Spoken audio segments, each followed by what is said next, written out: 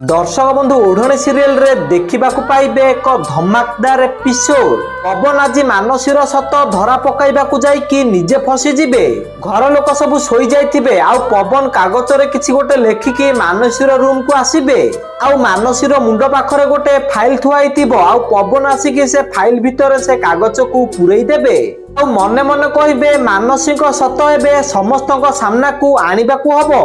पवन एमिति कहिकी से कागज को फाइल रे थोइकी से घरु चली जाउथिबे। हेले पवन को गोड़ गोटे टेबुल रे बाजी जिवो आउ पवन तळे पड़ी जिबे। आउ टेबुल रो साउंड सुनिकी मानसी आउ जीवन निदरु उठी जिबे। जीवन उठिकी लाइट ऑन करिकी देखिबे तो सेठी पवन थिबे। तापर जीवन पवन को पचारिबे, पवन तू एते राति रे एठी कोन करूचु? जीवन पवन को एमिति पचारले पवन चुप होई कि छिड़ा हेबे। तो दर्शक बंधु आपण मानु कोन लागुची पवन एबे कोन मानसीर सत जीवन को आगरे कहि देबे कि? आपनको मतामत कोन हमकु कमेंट माध्यम रे जणांतु।